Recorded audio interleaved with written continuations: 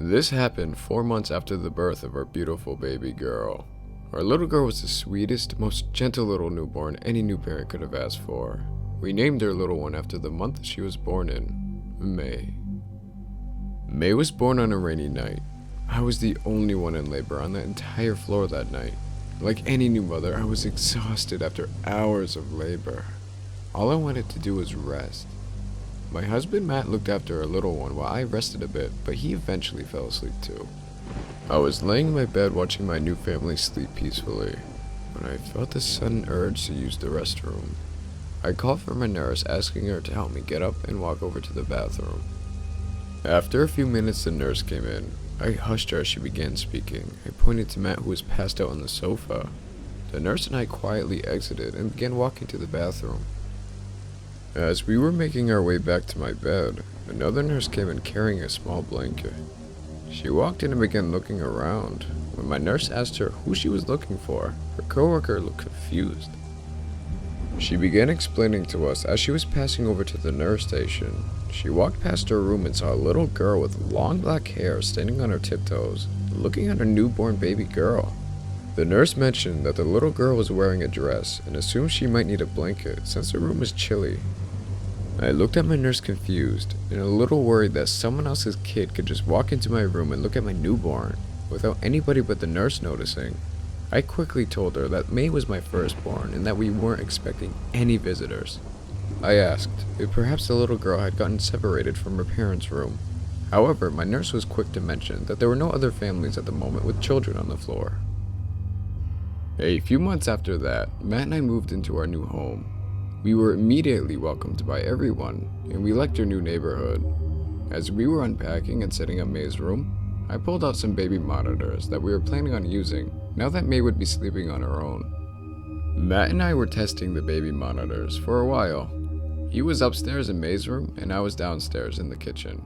After a few successful tries, I began making dinner, leaving my baby monitor on the counter. I was cutting vegetables when I began to hear static on the monitor. Thinking it was Matt probably messing with it upstairs, I ignored it and turned it off. I walked over to the fridge when I heard a very faint voice. I walked over to the counter and picked up the monitor, pressing firmly against my ear. A very faint but identifiable noise was coming from the static. I realized right away it sounded like a young child's laughing. I turned around looking at May. She lay quietly on her swing, sleeping soundly. I turned back to the monitor, trying to make out the noise again, when suddenly it stopped. The lights on the monitor went down and stayed off. Matt came in the moment through the back door, carrying some tools from the shed. I asked him if he had taken the baby monitor with him outside. He looked at me and laughed at my strange question. He replied back saying that he had left the baby monitor upstairs a while ago. I began telling him what I had just heard. He shrugged it off and explained that it was most likely interference from another family's monitor. A few days after that, I decided to take May to the park. We left home and began making our way down the street when my next door neighbor stopped us. My next door neighbor was a sweet old lady. She began talking to May and asked me how everything was going. She was very good around May, and she held her excitedly and began telling me how nice it was to have a baby in the neighborhood. I asked her if there were any other children in the neighborhood, to which she quickly replied, no. Oh sweetheart, there haven't been any children here in a long time, but it's sure nice to finally have one around. She continued playing with May. As I began remembering the baby monitor static, I assumed that the monitor probably didn't work anymore, and told myself to remember later to tell Matt that we needed a new one, when she began talking again. She mentioned that she was always willing to babysit, in case Matt and I ever needed it. I thanked her for her offer, and began pushing May's stroller, when she suddenly turned towards me and replied, "Of course, dear. I can understand if you need a break. This little one has a mouth, doesn't she? I heard her cries all last night. I couldn't help but to think, what strong lungs she has." I looked at her confused, and began explaining that May always slept through the night, and cried very little. May certainly didn't cry loud or long enough for someone next door to hear. She nodded, then winked at me. She most likely thought that I was attempting to hide my embarrassment at being unable to control my crying baby, when she turned around and walked back to her house. That night, I told Matt what our neighbor had said. He laughed, saying exactly what I had earlier. May sleeps through the night and hardly ever cries. That old lady is crazy, or probably missing her meds.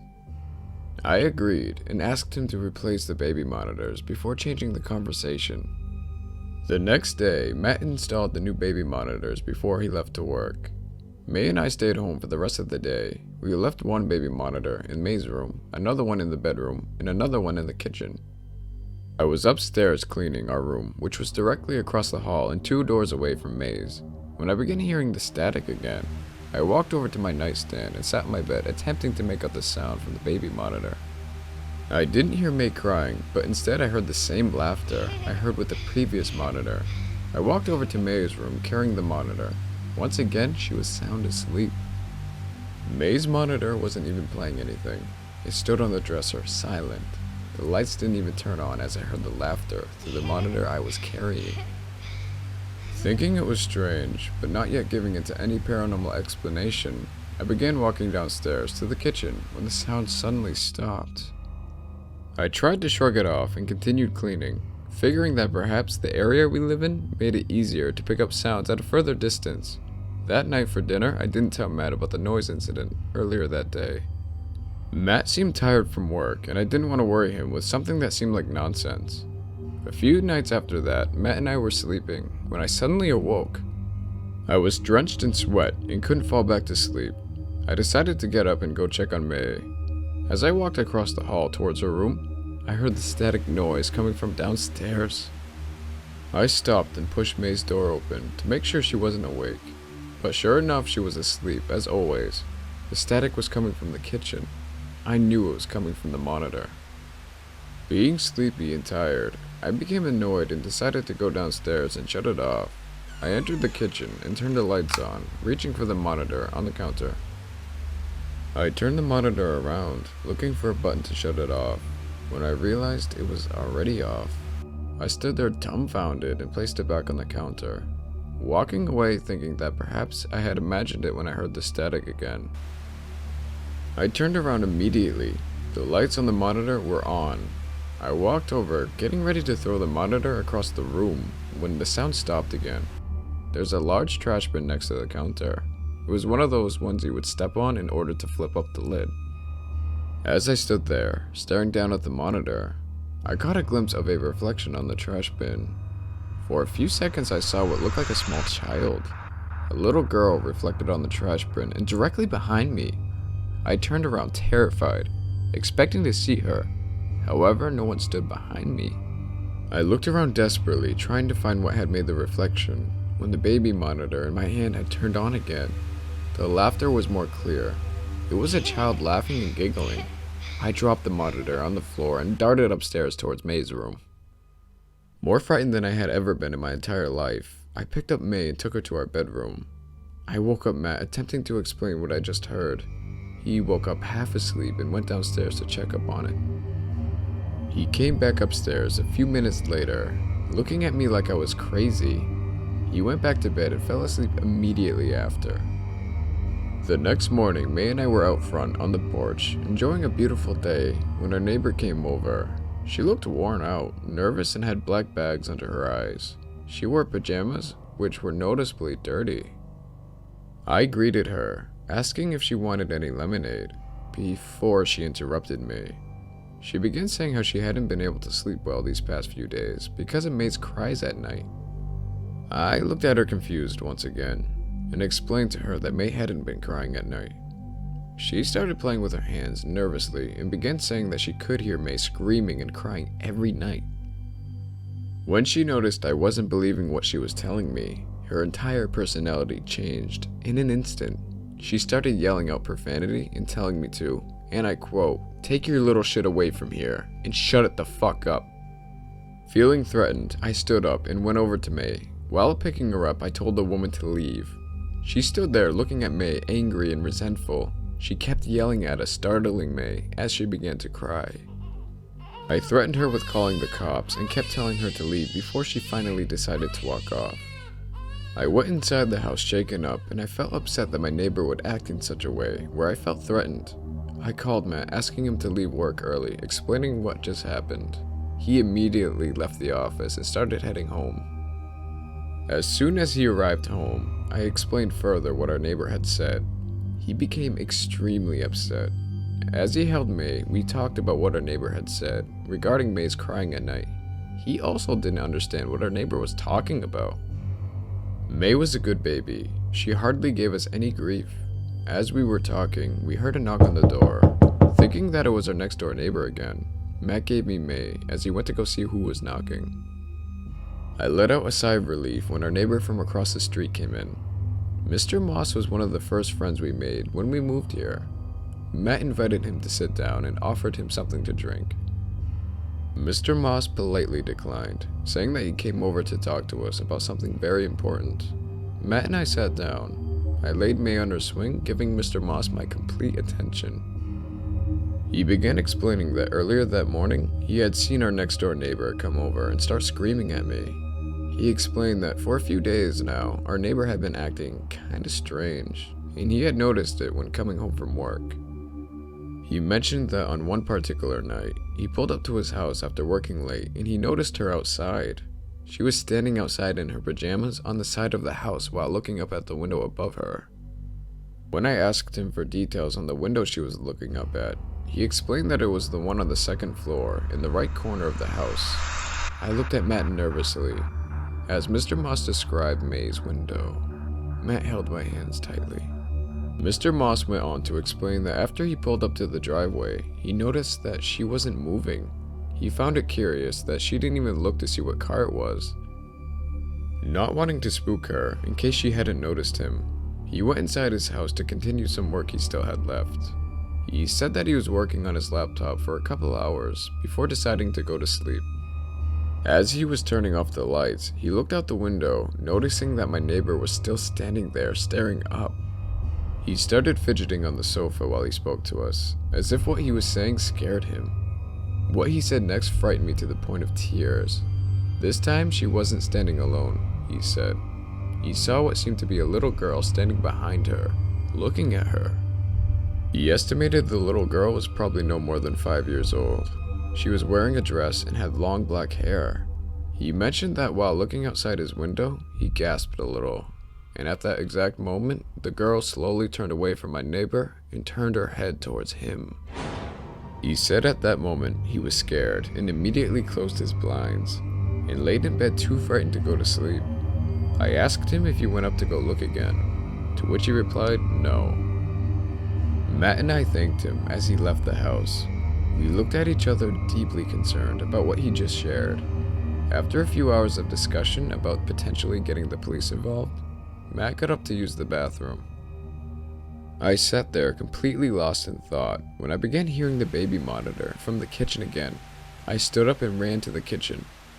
I stared at it while the familiar static slowly cleared to laughter. I picked up the monitor and ran towards the bathroom, pressing it firmly against the door, yelling at Matt to come out. He opened the door, asking what was wrong, when he stopped to hear the laughter playing on the monitor. I gave the baby monitor to him as we ran upstairs to May's room. We had put her to sleep upstairs after she passed out on her swing. We ran inside her room, nervous and scared, when we saw that she still lay there, sleeping in her crib. We looked at each other confused. The monitor he was holding suddenly went silent from the static.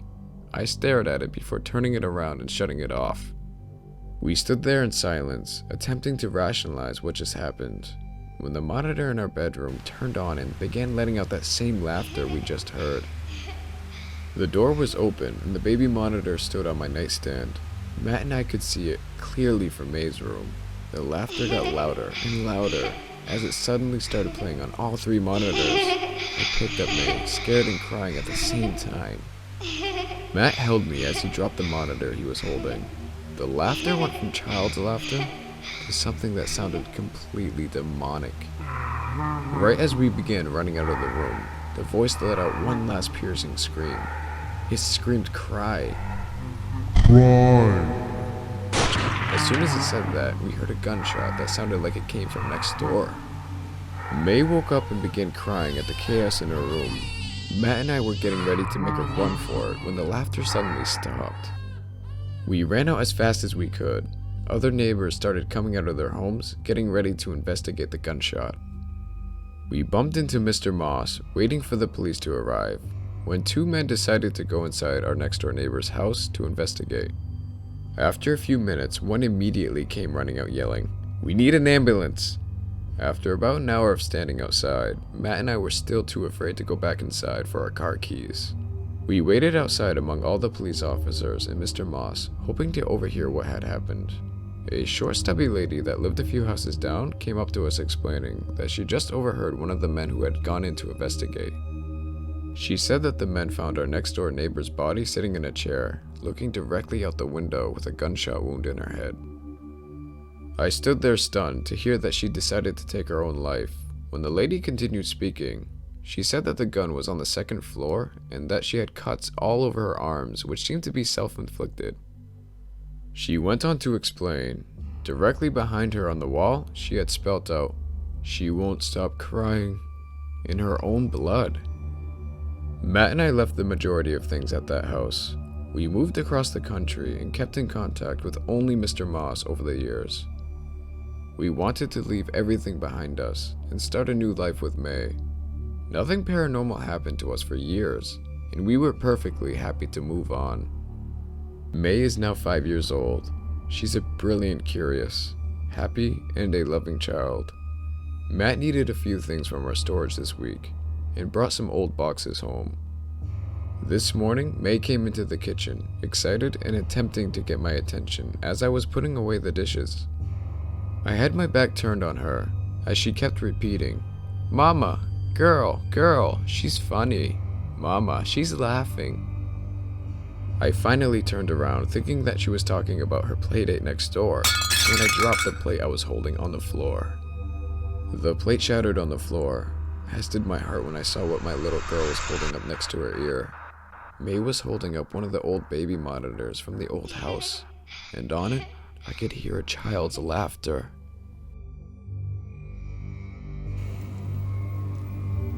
Hey guys, it's Mort here and thank you so much for listening. This story was narrated by the incredible talent that is Shivers.